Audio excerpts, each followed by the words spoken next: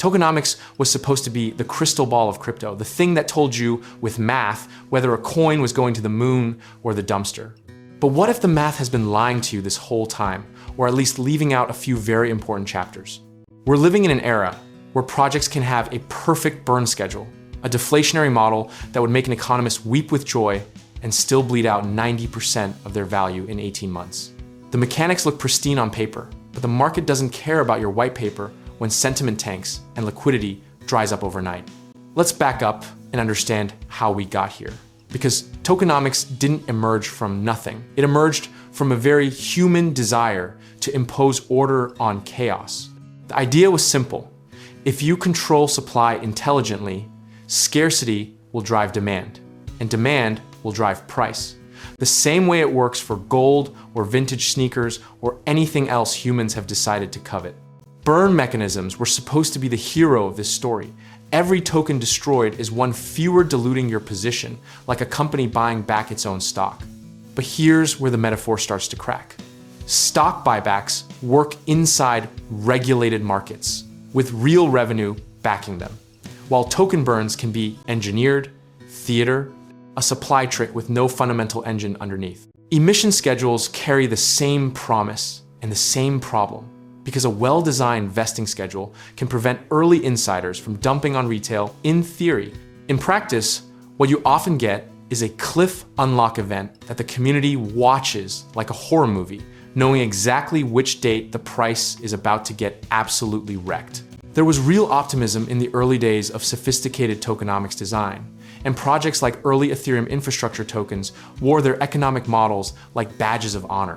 That confidence has given way to a kind of market-wide fatigue, where even credible models get discounted because the crowd has been burned too many times by models that looked great until they didn't. The psychological weight of this is enormous, and even seasoned analysts will admit there's a growing skepticism about whether tokenomics metrics are signals or just well-designed noise. But there are still serious voices, researchers, on-chain analysts, institutional desks, who insist that these fundamentals matter deeply over multi-year horizons, even if the short-term market ignores them entirely. History keeps cycling through the same pattern. A new class of economic primitives gets introduced, speculators pile in based on the model, reality intervenes, and then the surviving projects with real utility eventually justify their design. Each cycle feels completely different in the moment. New chains, new narratives, new acronyms, but the emotional arc from euphoria to capitulation is almost embarrassingly consistent. Tokenomics fits into the broader, very human story of people inventing new financial instruments, not fully understanding the second and third order effects, and then learning expensive lessons before the next generation of instruments arrives. The crypto Reddit communities and Twitter analysts who study these models obsessively do add real signal when a large chorus of informed participants flags a suspicious unlock schedule or an unsustainable emission rate. That collective intelligence is worth paying attention to. One of the biggest misconceptions is that a deflationary token is automatically a good investment, and that a high emission token is automatically a trap. Reality is far more nuanced than that. A token burning supply into scarcity with zero real demand creation is just an elegant way to lose money more slowly, while a high emission project funding genuine developer activity and ecosystem growth can outperform every metric perfect competitor.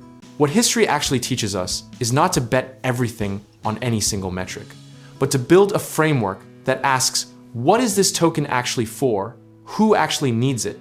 And does the economic design serve those users or exploit them?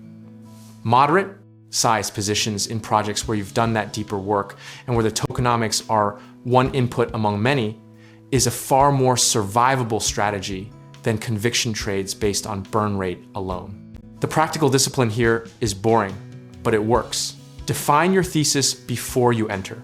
Set your position size based on your uncertainty level, and refuse to let a beautiful emission schedule talk you into oversizing a speculative bet. Patience and process will outlast every clever model you encounter, because the market will eventually reward real value creation, regardless of how the supply schedule was drawn. At the philosophical level, This is really a story about the limits of quantification. We want numbers to tell us the truth because truth is uncomfortable and numbers feel precise. Discipline, sizing, and consistency across many bets is what actually compounds wealth. Tokenomics is a lens, not a verdict. You can be completely comfortable not knowing exactly how this plays out for any individual project, because rational preparation means you've sized for the possibility of being wrong and positioned to survive and participate if you're right. The edge isn't in finding the perfect tokenomic model. It's in being the person who doesn't panic when the model gets stress tested by the real world. And if you're ready to take that same disciplined, fundamentals first thinking into building real wealth through real assets, we can help you get started, whether that's real estate investing, home contracting work, or finding the right lenders. Check out our links in the description below.